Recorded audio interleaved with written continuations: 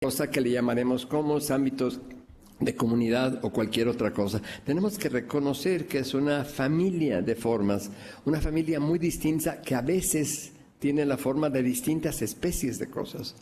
Y que entonces tenemos que reconocer esa diferencia, esa enorme riqueza de diferentes formas de existir así. Tenemos que reconocer sus límites, hasta dónde pueden llegar.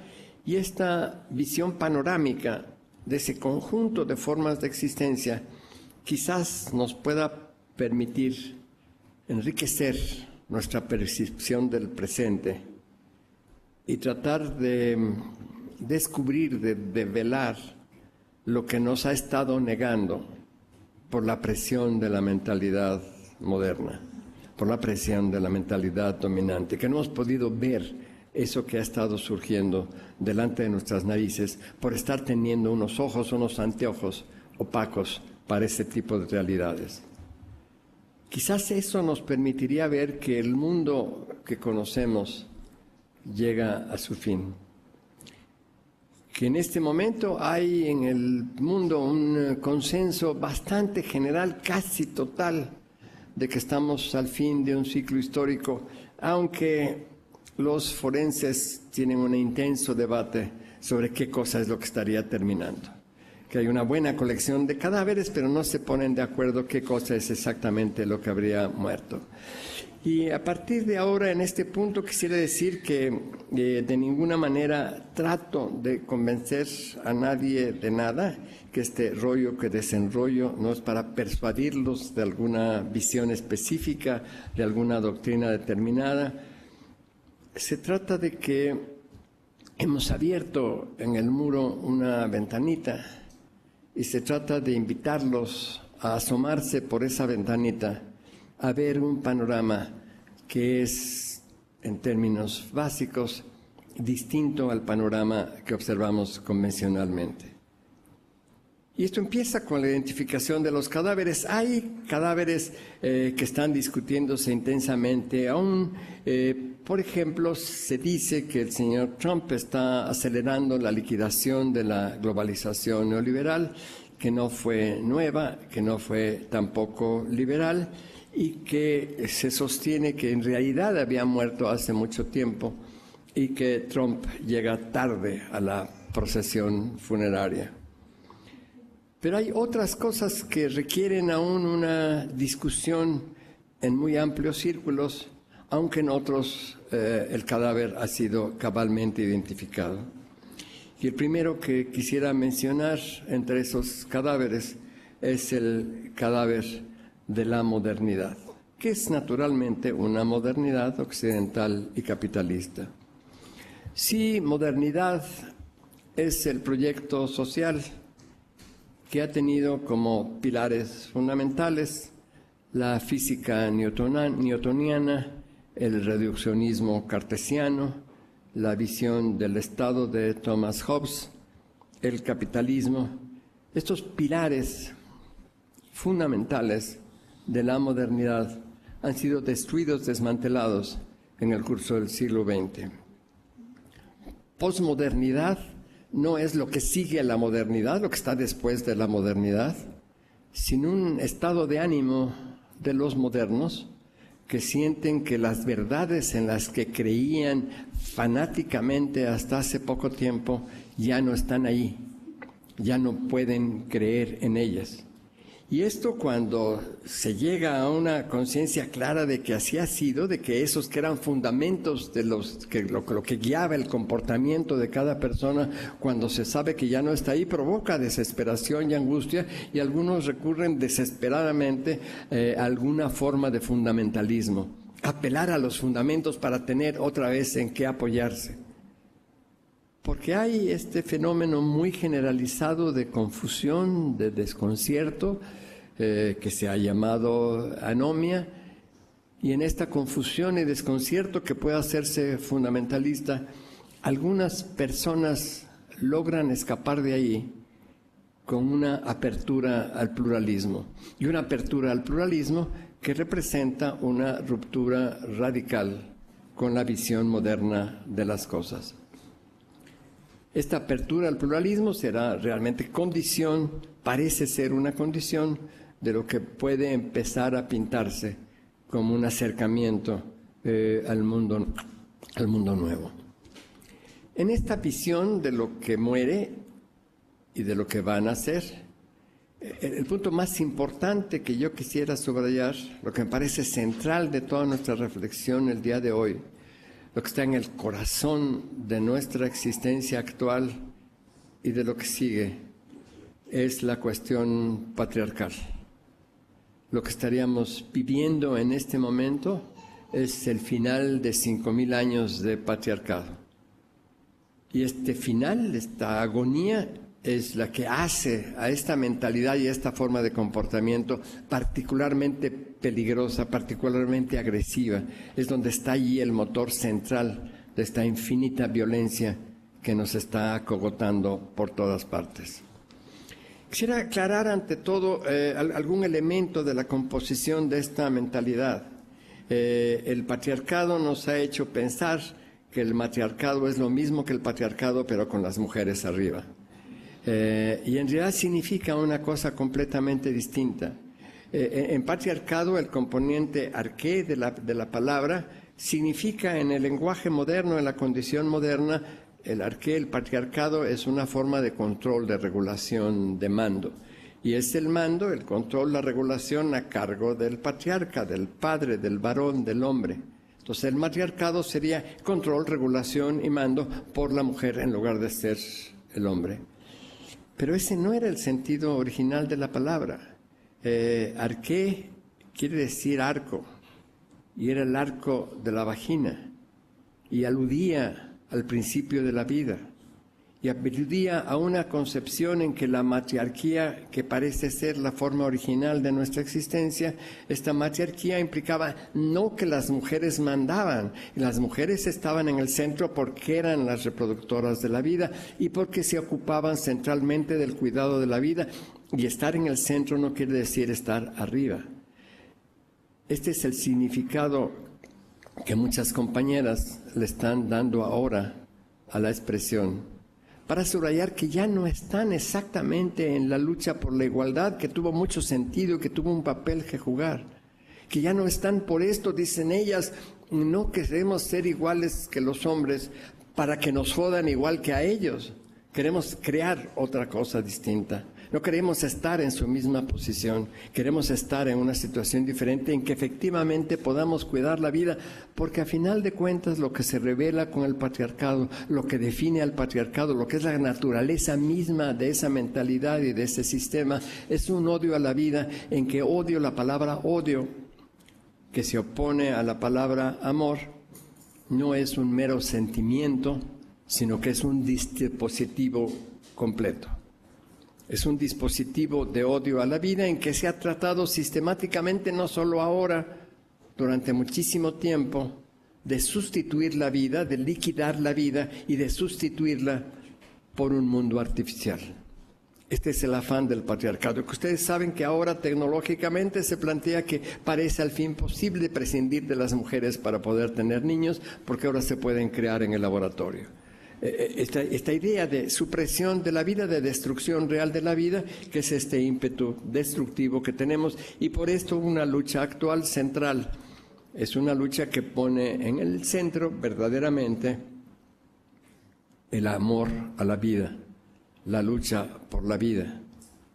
Cuando las compañeras y los compañeros del Congreso Nacional Indígena y de los zapatistas, el pasado mes de octubre, en San Cristóbal, deciden pasar a la ofensiva y deciden hacer una propuesta, señalan claramente que su lucha es una lucha por la vida y están ahí mostrando con toda claridad que se trata de una lucha antipatriarcal.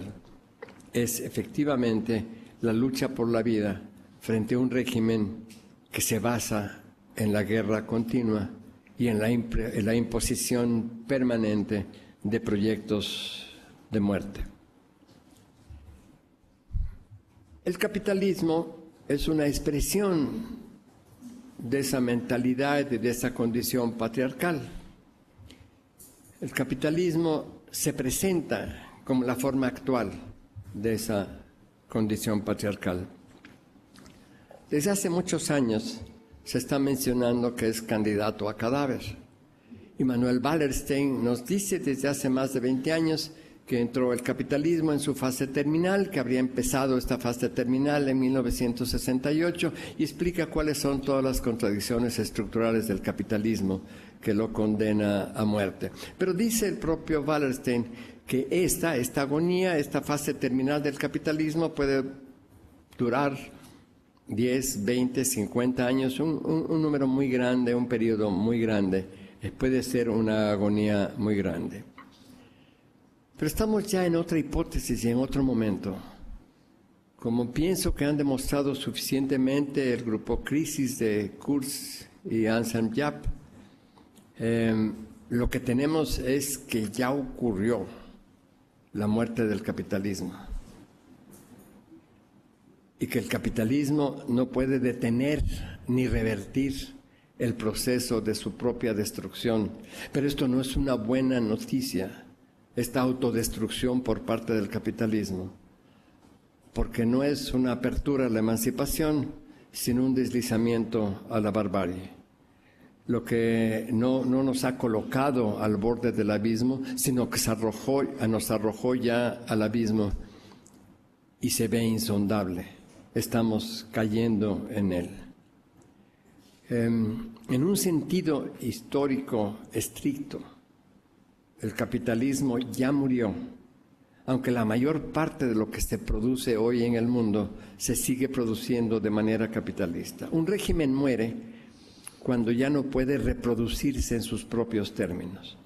Y esto es exactamente lo que pasa hoy con el capitalismo. Llegó ya a ese punto, llegó a ese límite interno de su existencia.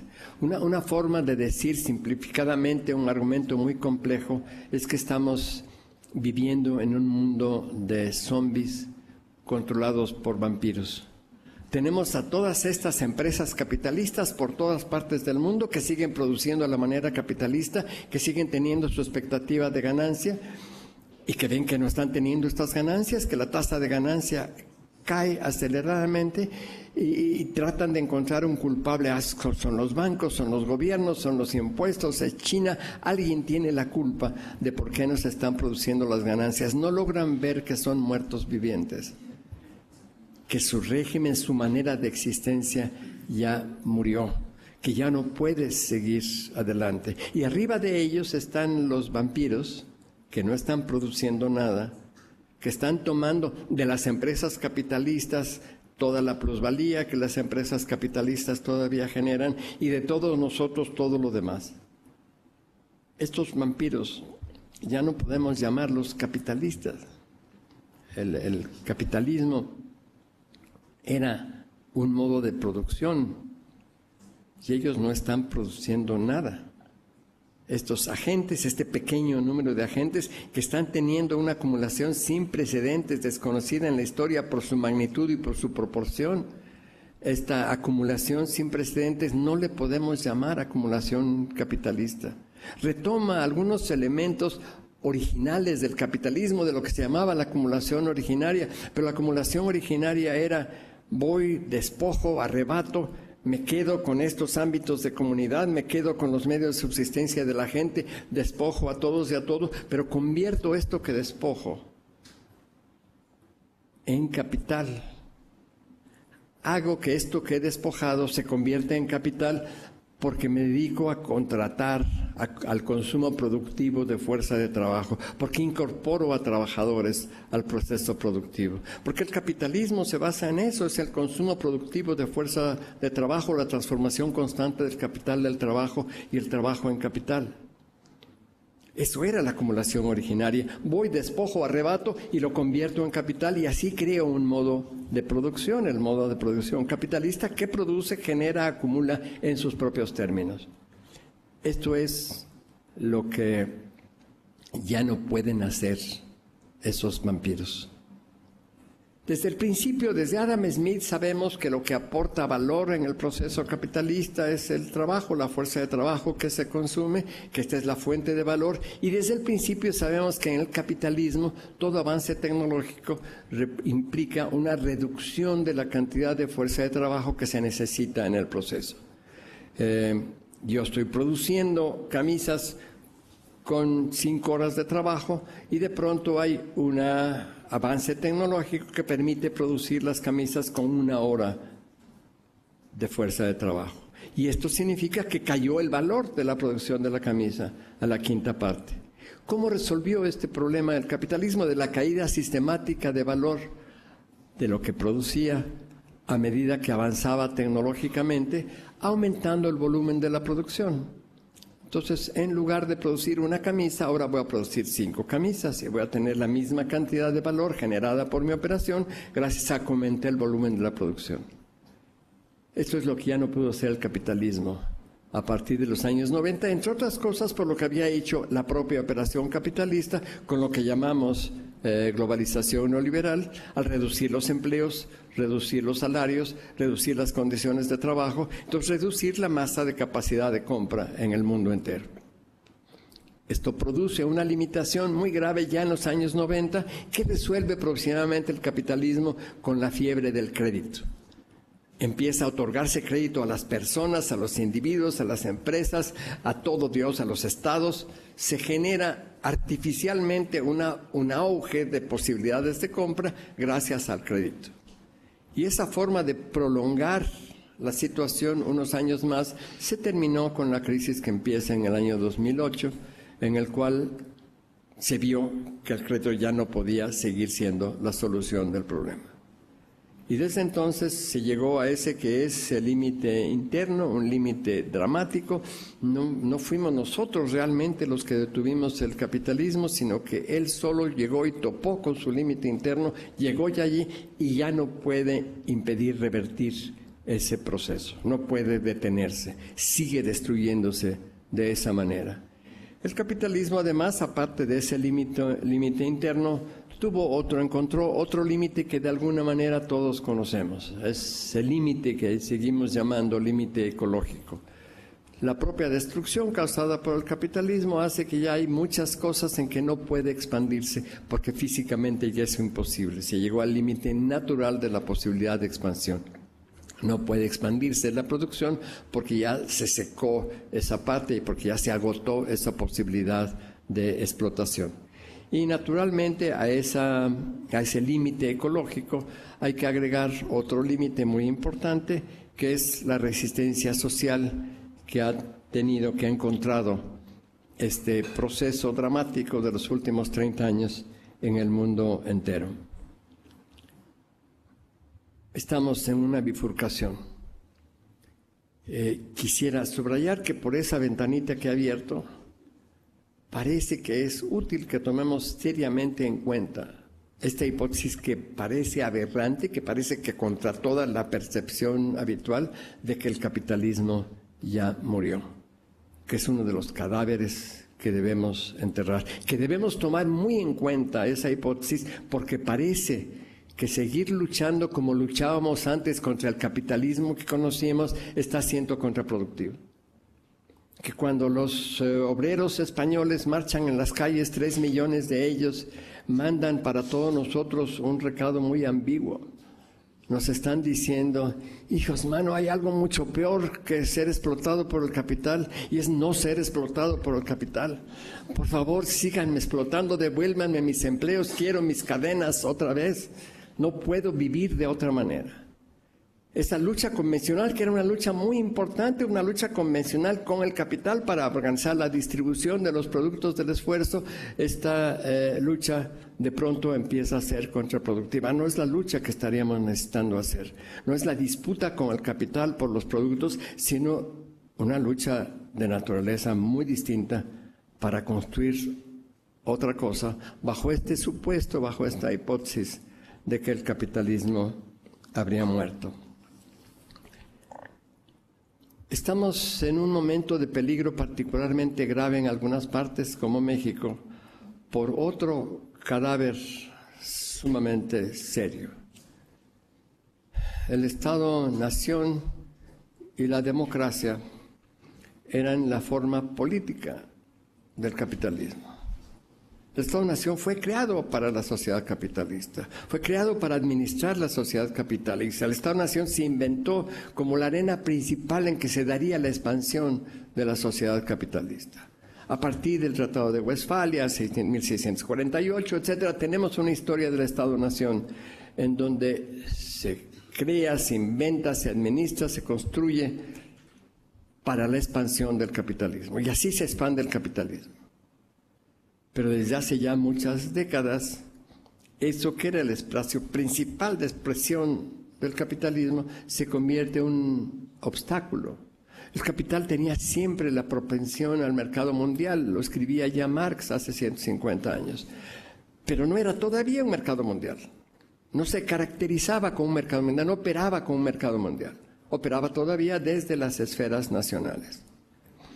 Ese diseño, el Estado-nación, pasó realmente a la historia. En estos casos tenemos que este tipo de cosas se mantienen en la forma de rituales por siglos. Uno llega todavía a Inglaterra y uno puede ir a visitar el lugar donde está la reina Isabel y ahí están los guardias que la protegen y el primer ministro tiene que llegar y entregarle sus cartas a la reina, pero Inglaterra no es una monarquía. Queda el ritual de la reina Isabel. La reina Isabel no puede ni opinar siquiera sobre las cosas que pasan en su país. No está gobernando el país, no es realmente una reina, pero mantenemos el ritual. Creo que esto es lo que pasa actualmente, pero tenemos que abrir estos ojos con claridad. Se mantendrá la bandera, se mantendrá el diseño del Estado-Nación, pero las funciones principales del Estado-Nación ya no están ahí. Lo principal que tenía que hacer todo gobierno en un Estado-Nación desde que nació era administrar la economía nacional, administrarla para el capitalismo. Y ya no hay economías nacionales ni una. No hay ningún gobierno que pueda administrar su economía porque todas las economías se han transnacionalizado. Entonces ya no está allí el Estado-nación y no están allí las expresiones de ese Estado-nación. La expresión de Estado fallido que se nos ha atribuido es una categoría fallida. Pero el que nos pongan en la categoría de Estados fallidos a México, Congo y Pakistán tiene algo de sentido, porque estamos en condiciones semejantes de descomposición social. Y ahora se nos puso en otra categoría. Somos México y Siria, los dos países del mundo en donde se da la máxima violencia. Y piensen en la comparación. En Siria hace 10 años que tiene una guerra intensa, es una guerra civil intensa, con la intervención de una docena de potencias, todas ellas militares, con intervenciones militares. Y nosotros tenemos ese nivel de violencia sin ese tipo de guerra civil o supuesta intervención externa. Pensemos por un momento que se hablaba por muchos años de la enorme violencia en Colombia y se empezó a decir que quizás México se empezaba a parecer a Colombia. México en 10 años ha tenido el número de muertos o desaparecidos que Colombia en 50 años. Así que nuestra violencia es muchísimo más grave que la que tuvieron ellos en Colombia. Y diría algo más que no es un argumento tan importante, pero que puede ser interesante para ver por la ventanita, es que se habla de narcopoder, que es una expresión que daría idea de que los narcos, los cárteles, han tomado posesión de partes de la estructura de poder, de regiones, de espacios donde ya no gobierna el gobierno, sino que gobiernan los cárteles. Está teniendo lugar, está teniendo cada vez más vigencia una hipótesis de que en realidad fue al revés. Por 150 años había acuerdo entre los cárteles y el gobierno mexicano. Y era un acuerdo que implicaba el gobierno deja que los cárteles operen básicamente en el tráfico y los cárteles aceptan mantener la fiesta en paz, que no haya demasiada violencia, demasiada perturbación, que esto no se vea mucho. Pero en algún momento el gobierno decide intervenir en el narco y someterlo a control. Y lo que uno llegaría a decir, que aunque no ha sometido a todo el narco, que no todos los cárteles están bajo su control y que hay una serie de criminalidades distintas que escapan al control de cualquier grupo, El sistema de cárteles es uno más de los instrumentos del gobierno para la guerra que libra contra todos nosotros, para su esfuerzo de controlar, suprimir, dominar, al servicio naturalmente del capital.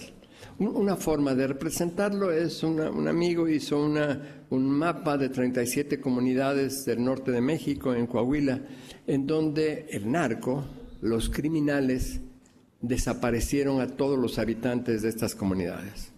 A través de matar a muchos de ellos y acosar a los demás, uno por uno fueron dejando las comunidades y no queda en ellas un solo habitante. Dejaron sus cosas, dejaron sus casas, se llevaron lo que pudieron y ya no queda nadie en estas 37 comunidades. Este amigo superpuso a este mapa el mapa del fracking en la región y coinciden exactamente. Como todas las operaciones de minería, el fracking, los megaproyectos y demás están encontrando resistencia en todo el país. Un instrumento para poder hacerlo ahora es desaparecer a la gente de ese lugar, que ya no haya quien resista, y entonces se puede hacer la operación que se tiene prevista. Entonces, sería una ilustración simplemente. Hay varias ilustraciones que, por cierto, me han estado dando en estos días aquí en Veracruz, de cómo eso ocurre en el estado de Veracruz. Como hay espacios que están usándose, sí que el gobierno estaría usando a veces la policía, el ejército, la marina, los programas sociales o los cárteles para conseguir los mismos propósitos que son los propósitos del despojo generalizado. Hablamos de este régimen, el de los vampiros, ya no es un régimen que se basa en la producción, sino que se basa en el despojo.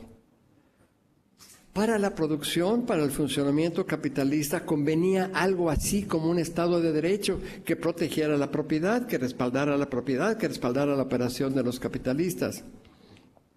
Hace tiempo que ya pasó a la historia el Estado de Derecho.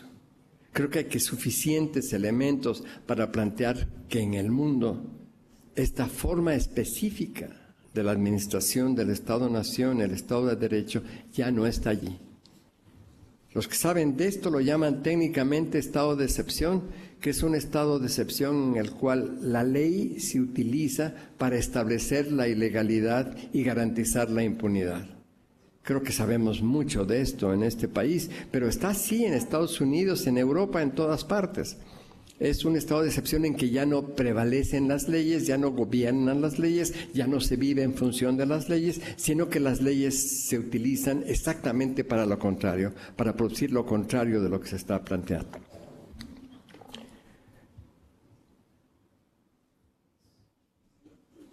Además de no estar ya el estado de excepción, no está tampoco lo que se llamaba democracia.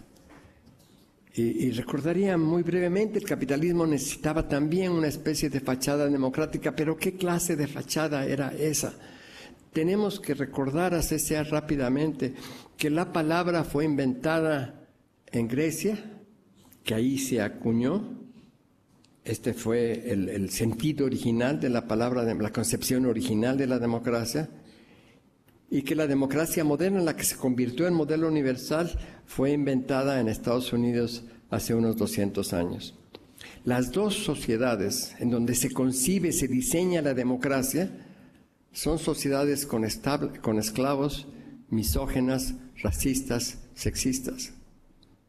Quiere decir que esto que llamamos democracia y que tanto hemos querido y tratado de utilizar es un régimen inevitablemente racista y sexista.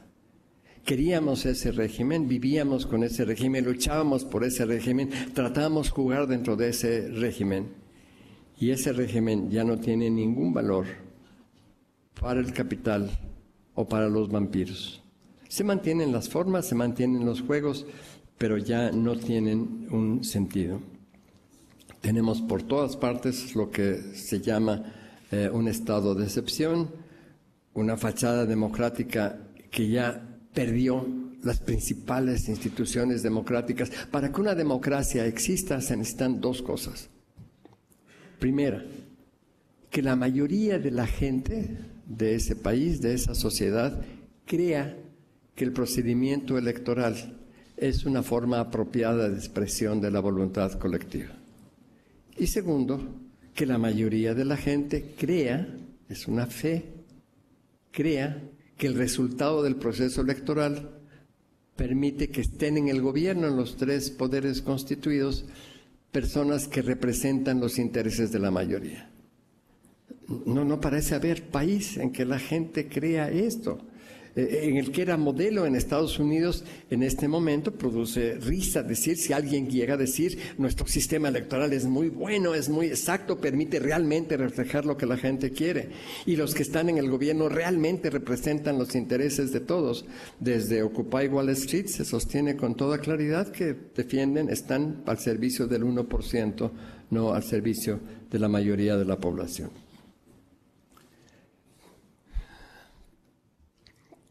¿Qué podemos ver por la ventana? Hay una expresión cada vez más clara de personas que resisten su transformación, individuos que ya están viviendo de otra manera y que están organizando una manera de vivir que se basa en concepciones radicalmente distintas, que el mundo nuevo ya se creó, que el mundo nuevo ya aparece y lo podemos ver, y lo que pasa es que no lo podemos ver porque tenemos los anteojos de ayer que estaban esperando las cosas de ayer. Un elemento que menciono rápidamente de paso, la propuesta que hace el CNI, el Consejo Indígena de Gobierno, una propuesta política que representa el mundo nuevo, no tiene precedentes ni forma de acomodarlo teórica o ideológicamente. Sería un desafío a esta institución, a esta torre del saber, que encontraran en el pensamiento liberal o en el pensamiento marxista-leninista o en el pensamiento anarquista un antecedente de esta propuesta, que es una innovación radical en el planeta. Y esa es la propuesta que está planteada sobre nuestra mesa y que plantea la posibilidad de transitar en la construcción del mundo nuevo. Pero esta plática decía en esto que he estado tratando de describir, este colapso del mundo que conocíamos.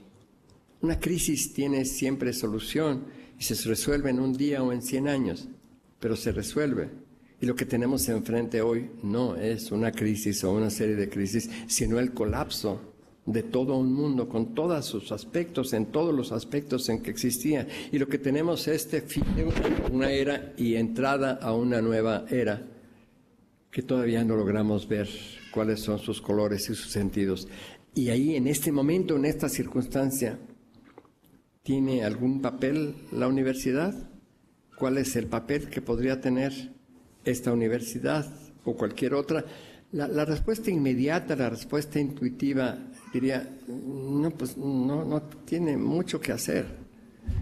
Si estamos diciendo que este mundo postpatriarcal implica la supresión de las jerarquías, la supresión del sistema de control, de mando, de dominación, una estructura totalmente horizontal, ¿puede funcionar la universidad sin jerarquía? No solamente la jerarquía de los maestros con los estudiantes, sino la jerarquía administrativa, la jerarquía operativa de toda la universidad. ¿Pueden imaginarla claramente? Puede saberse, se sabe ya, es uno de los cadáveres más claros, que fue un error dividir el estudio en disciplinas, separar el estudio en disciplinas, que el mundo no es así, que son anteojos muy limitados, muy inadecuados, y se hacen todo tipo de ejercicios. Tiene que ser interdisciplinario, no, ahora queremos una visión holística, pero se mantiene el principio de disciplinas. ¿Pueden imaginar ahorita la universidad sin disciplinas, sin profesiones, ninguna profesión? Y quizás lo más difícil, se trata de recuperar la idea que el estudio sea la actividad gozosa de personas libres. ¿Puede ser eso mañana temprano la universidad? Puede ser una actividad gozosa, que cada quien aprenda lo que quiera y como quiera y a la hora que quiera. Pero nos hacemos esta pregunta en un momento en que está teniendo lugar la reforma educativa. Es una reforma educativa mundial, no es invento de Peña o de Nuño. Es una reforma educativa que se está llevando en todas partes y que en México se realiza con infinita incompetencia y perversidad. No me detengo en la parte primaria, que es quizás la más grave. Está escrito que van a cerrar 100,000 de las 200,000 escuelas que hay en este país, principalmente las escuelas indígenas, con argumentos absolutamente pedestres, en lo que representa la perspectiva muy, muy clara de pasar no a la privatización convencional, la privatización que implica un bien público se entrega a una empresa privada, como Teléfonos de México al señor Slim, sino se trata de la privatización de los recursos públicos mismos. Es el modelo del Charter School en Estados Unidos, en que dinero fiscal se le entrega a una empresa privada y ese dinero fiscal se convierte directamente en ganancia. No es el bien para que el sector privado, la empresa privada, el capitalista lo administre y genere una ganancia, sino que el dinero público es directamente ganancia. Ese es el modelo que está avanzando en México. Y lo que se tiene pensado para las universidades, si uno se fija en los documentos de la reforma, hay una palabra que ocupa una posición absolutamente central en todo el discurso de la reforma, que es la palabra pertinencia. Pertinencia significa simplemente que utilizamos medios adecuados o convenientes para un cierto fin, eso es medios pertinentes. Pero si uno ve la reforma, no está hablando tanto de los medios que se utilizan en la universidad. No está diciendo cómo mejorar su pedagogía, sus métodos de trabajo, si tiene más o menos de esto o de aquello. Cambia en realidad el fin. Y el fin dice es que la universidad, para ser pertinente, tiene que adaptarse a las exigencias de las corporaciones y olvidarse de todas esas pendejadas que hace, que si las humanidades, que si la filosofía y las letras y todo eso no tiene ningún sentido. Tiene que dedicarse a lo que hace falta que se dedique, que es necesidades de las corporaciones. Y esto parece sensato porque uno se supone que la educación, la universidad es para preparar a la gente para la vida y el trabajo, y si va a preparar a los jóvenes para el trabajo, bueno, pues que los prepare para esos trabajos que va a haber en el mundo corporativo.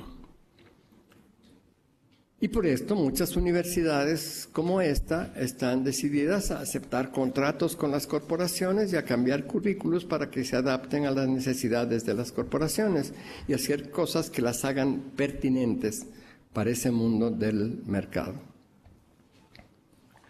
Pero es una trampa, es una trampa mortal. El rector de una de las grandes universidades privadas de México, de las más prestigiadas, el rector de la Universidad Iberoamericana, en su tercer informe hace muy poco tiempo, señala que si las universidades públicas y privadas caen en la trampa de la pertinencia y se dedican a preparar a jóvenes y jóvenes para el mundo corporativo, estarán garantizando su extinción, que en realidad de eso se trata. Ningún país puede ya pagar las facturas de la educación y de la salud. Y el reto que tienen los gobiernos, cómo desmantelan esos presupuestos sin provocar una revolución. Como se trata de que no va a haber dinero para pagar la educación y la salud, y que tampoco las universidades privadas van a tener los recursos para operar, se trata de fraguar la extinción de la universidad. ¿Y cómo sería la extinción de la universidad?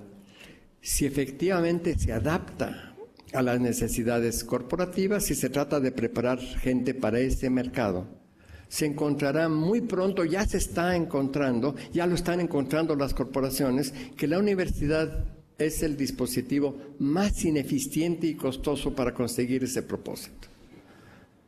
Porque las necesidades corporativas actuales reales son puestos, empleos absolutamente degradados. Esos son los que están ofreciendo.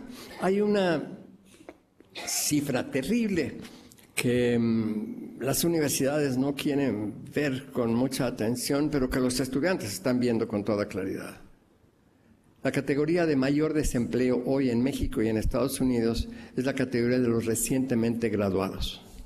no encuentran empleo de nada y no los quiere contratar nadie. Y la razón es muy simple. Si los empleos son ya muy degradados, las corporaciones dicen, yo no le voy a dar este empleo a una persona que llega con su diploma muy orgulloso, soy licenciado de tal y cual cosa, quiero un buen salario, tengo ambiciones, tengo derecho a tener posibilidades. No quieren a ese tipo de personas. Quieren a los que se autodevalúen porque no tienen cartoncitos, no tienen esa capacidad y pueden aceptar satisfactoriamente esos empleos degradados. Pero hay algo más. Un estudio de la UNAM y de la SEP indica que solo 8 de cada 100 graduados de todas las universidades mexicanas va a poder alguna vez trabajar en aquello que estudió. 9 de cada 10 nunca van a conseguir empleo en aquello a lo que dedicaron tantos años, que se quemaron tanto tiempo las pestañas. De alguna manera lo estamos sabiendo. En Estados Unidos la cifra no es tan baja, es 28%. Quiere decir que 7 de cada 10 allá nunca pueden trabajar en aquello que estudiaron. Y la sociedad invierte una enorme cantidad de recursos, de tiempo, algunas de sus mejores gentes, para preparar gentes que no van a ninguna parte y que lo que saben no va a servir en el mundo real. Y si se trata de preparar unos cuantos que tengan especialidades, hay otras formas que están creando las propias corporaciones para poder dar eso que ellas necesitan. No, parece que no hay ninguna posibilidad de que las universidades realmente sobrevivan si toman ese camino mortal, ese camino de adaptarse a las necesidades de las corporaciones y del mercado. Y algunas universidades, un cierto número de universitarios, están encontrando que su única opción de supervivencia, que para defender eso que llaman universidad y que quieren y que aman y que sienten que es un espacio que tiene alguna potencialidad, es un compromiso radical, profundo y completo con la transformación de la realidad.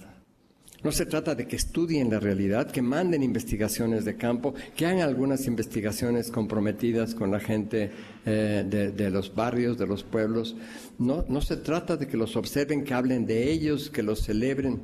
Se trata de que se comprometan con la transformación. Que la universidad como aparato, estudiantes y académicos, esté comprometido con la transformación específica de la realidad. Que sea un actor de esa transformación. Y es un actor en todos los sentidos. Que si hay fosas clandestinas, que las tenemos por todo el país, no se trata de que reflexionen y tengan un pequeño foro sobre el asunto y discutan el asunto, critiquen lo que pasó, sino que se comprometan como actores en lo que hay que hacer allí. Hay personas de la universidad que tienen conocimientos específicos que pueden aportar. En los forenses, en una cantidad de elementos, pero no solamente es que aporten estos conocimientos, sino que estén involucrados en la lucha concreta que significa saber qué hacer frente a las fosas clandestinas.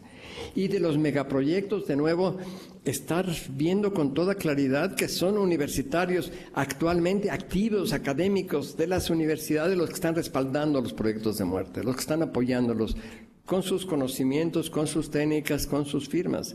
Y que entonces la universidad, independientemente de lo que hagan algunos académicos, los que tendrían que comprometerse con el rechazo radical, fundado, argumentado, sostenido en el conocimiento universitario contra esos proyectos de muerte, no en lo abstracto, sino en lo concreto, no haciendo declaraciones vagas y generales, sino comprometiéndose concretamente a decir no a caballo blanco, no a tal proyecto, no a tal situación, no a tal esquema de cosas. Y lo primero que tendrían que hacer las universidades para sobrevivir es control de daños, reconocer que han sido sumamente dañinas, que son fábricas de diplomas, fábricas de profesionales y que estos profesionales forman parte de esta era de las profesiones inhabilitantes que lo que llegan a hacer en los pueblos, en los barrios, es descalificar a todos los saberes de la gente. Tendrían que encontrar una manera de limitar el daño que hacen los profesionales que siguen recibiéndose aquí.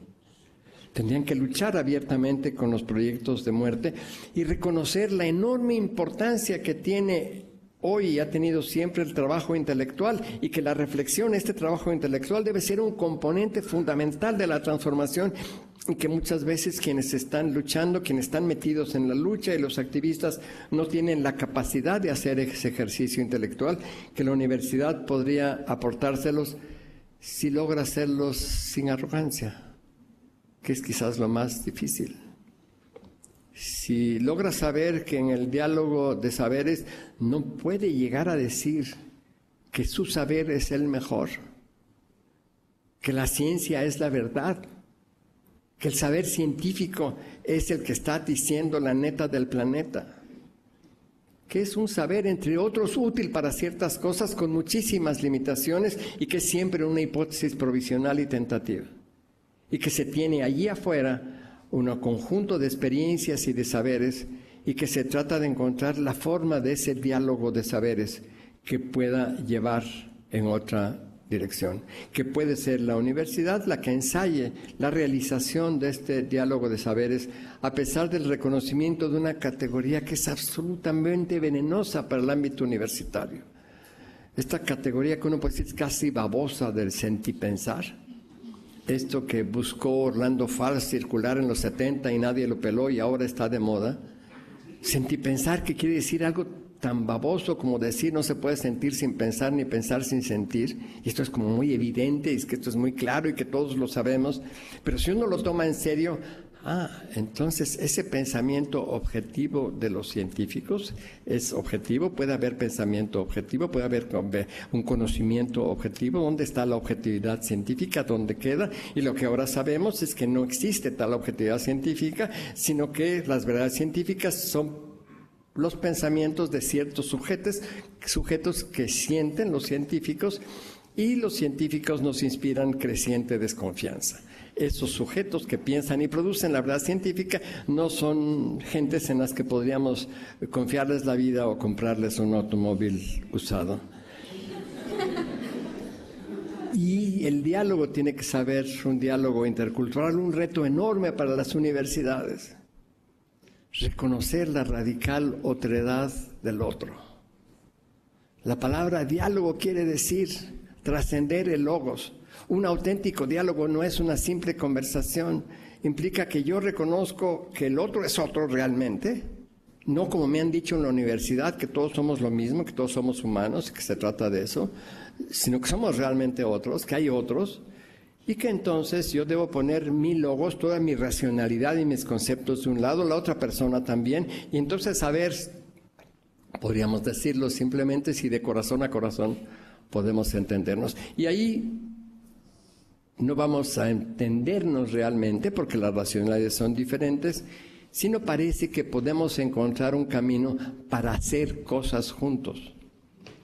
Y aquí estaría algo que parece muy importante para la salvación de la universidad, algo que nos decía ya hace 30 años el señor Foucault, que ya anticipaba, ya había visto venir lo que ahora llamamos la insurrección de los saberes sometidos, y que frente a la insurrección de los saberes sometidos, decía Foucault, lo que necesitamos pensar es que la yuxtaposición, el acoplamiento de los que llama saberes eruditos, los saberes universitarios, las bibliotecas, lo que está en los libros, los autores de ayer, la experiencia acumulada del pasado, si podemos acoplar esto con los saberes de la gente, los saberes empíricos, de este acoplamiento puede surgir el saber histórico de lucha, que es exactamente el tipo de saber que hoy estamos necesitando. Lo necesitan ellos, los que están haciendo la transformación, los que están creando el mundo nuevo, y lo necesitamos todos nosotros que estamos en el riesgo.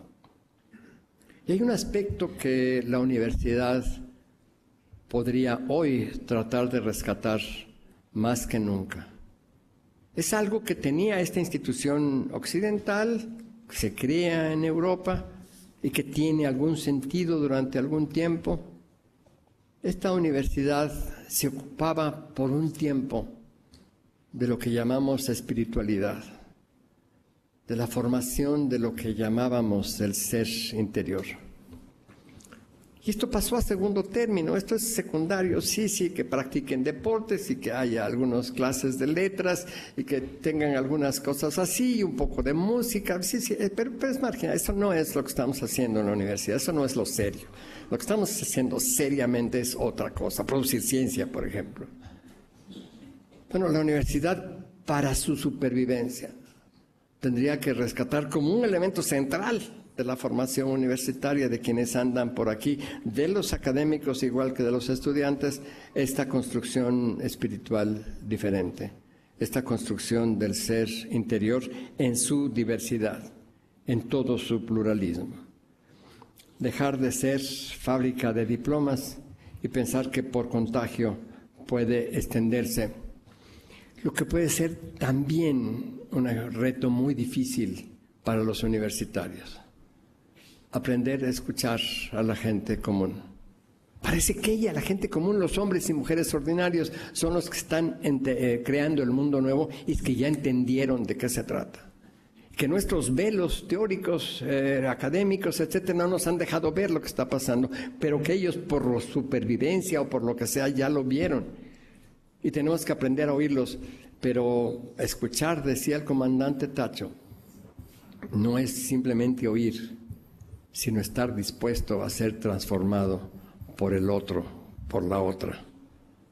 Eso es lo que necesitan hacer los universitarios, poder salir a la calle con el hombre y la mujer común y escucharlos, estar dispuestos a que ellas transformen a los universitarios. Y para concluir, quisiera decir que la pareja del énfasis en la lucha antipatriarcal, si lo que he estado queriendo decir es que lo más importante es que veamos que el centro de nuestra lucha es el enfrentamiento de lo patriarcal en nosotros, en nuestras ideas, en nuestros comportamientos y en toda la sociedad, la supresión de todas las jerarquías y la lucha contra el odio a la vida. El otro elemento que quisiera subrayar es que el desafío central que nos traen también las compañeras es la construcción de la esperanza como fuerza social. De que logremos eso depende nuestra supervivencia, no de la universidad, sino de como especie. Podremos sobrevivir, podrá sobrevivir la Madre Tierra y podremos sobrevivir todos nosotros si hacemos de la esperanza una fuerza social. La esperanza es la esencia de los movimientos populares. La gente se pone en movimiento porque espera que se produzca un resultado. Podemos pensar que está empezando a tejerse una esperanza, que estamos en una guerra que no buscamos nosotros, pero con una guerra no se puede ser neutral, hay que tomar bando. Tenemos que estar en una lucha, queremos comprometer a las universidades en esa lucha y el elemento central de la esperanza es que es el camino, la vía a través del cual podemos recuperar el gozo. Que de eso se trata a final de cuentas, de gozar esta lucha, de hacerla con un sentido alegre, festivo, cabalmente pleno, que nos viene de la esperanza, que no es la convicción de que las cosas ocurrirán de determinada manera, sino la convicción de hacer las cosas que tienen sentido. De eso se trata, de hacer una vida gozosa, porque nos ponemos a hacer cosas que tienen sentido. Y lo que hoy tiene sentido es luchar con esperanza en la construcción de ese mundo nuevo. Gracias.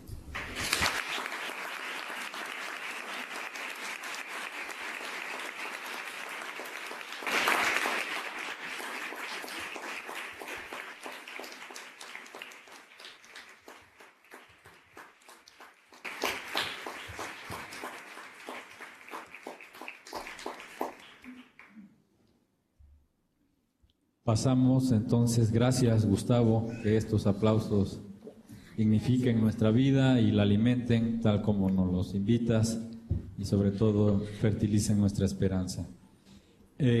Pasamos a esta conversación ya abierta, plural, dialógica, entre nosotros aquí en Jalapa y con las regiones, con compañeras, amigas, amigos de las regiones.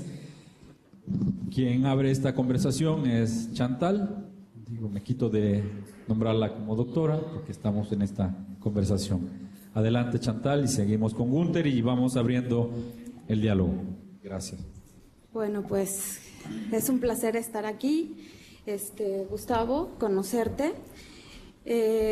Sí, la ventanita que nos trajiste nos hace sentir pensar muchas cosas dolorosas y esperanzadoras.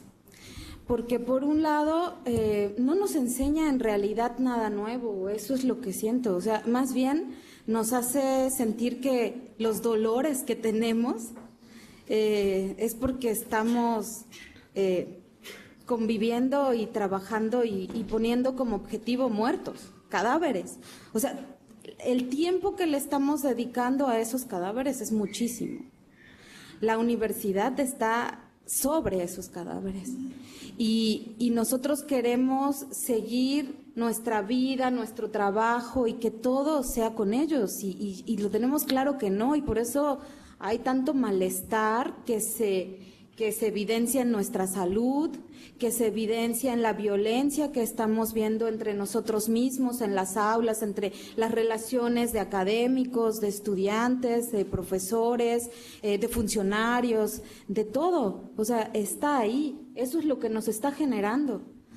Porque creemos que esos cadáveres orientan el futuro de la universidad y nuestra propia vida, la de nuestros estudiantes, la de nuestros hijos, y no es verdad, ¿no?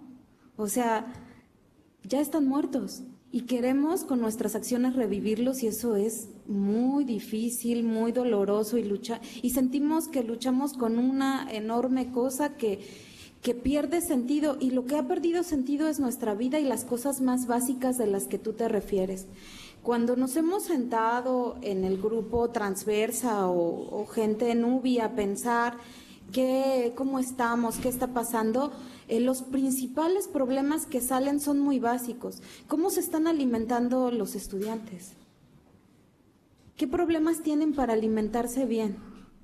De muchos tipos, de tiempo, de dinero o de imposibilidad de conseguir algo sano porque lo que hay alrededor y lo que tienen a primera mano no es nada sano. Entonces, la alimentación, de pronto descubrimos que estamos funcionarios y académicos, pero el problema es ese. Hay una muy mala alimentación. Y luego seguimos y el problema son las relaciones. Están muy solos, hay muchos problemas de ansiedad, están viviendo con muy poco dinero en la ciudad, no tienen redes, la flexibilidad de los programas generó que no haya grupos constantes, entonces les cuesta mucho trabajo generar sus redes porque están constantemente cambiando de grupo, cambiando de facultad, solo van, toman una clase y se van. No hay organización estudiantil por esa misma dificultad, se nota. La universidad organizada del 68 ya quedó atrás hace muchísimo tiempo. Les cuesta mucho trabajo porque no tienen tiempo y porque tienen que estar resolviendo cuestiones básicas de traslado, de ir a una clase, ir a otra. La formación integral también les genera, pero tengo que ir también tomar música, también tomar deporte, como una suma de cosas y seguir aumentando y tengo que hacer esto, etcétera. Entonces es una máquina de hacer, sumar en la vida universitaria. Entonces, realmente lo que nos has contado no es que no lo sepamos, en realidad creo que lo sentimos, o sea, lo sentimos, nos damos cuenta todos que eso nos está cobrando muy caro, que se nos está yendo la vida, que la vida estudiantil cada vez pasa más rápido, con menos sentido, sin que represente una etapa muy importante para la vida de cada uno de los que viene y está aquí, que igual para los profesores pasa un grupo, pasa otro y tampoco tiene sentido, ¿no? Y todos nos sentimos como ansiosos de que algo dé sentido y claro, es más fácil ir a comprar y cumplir un deseo que se construyó como necesidad y lo tienes rápidamente y así se va, ¿no? O tienes unas series que te llevan y te mantienen entretenido, ¿no? Contigo mismo. permanentemente mucho tiempo, ¿no? Entonces, todos, ahora que hablaste de patriarcado, muchos habíamos escuchado, esta es una lucha contra el patriarcado. El sentido que le diste ahora, claro, esto es una lucha porque pensamos, sustituimos a la vida con cuestiones artificiales y nos hemos dedicado a hacer cosas artificiales que sustituyan las relaciones, que sustituyan la salud, que sustituyan la alimentación, que sustituyan todo. Y las cosas artificiales pueden usarse, ¿no? Tienen una utilidad, también tienen una obsolescencia, pero no se van a reproducir. Se acaban.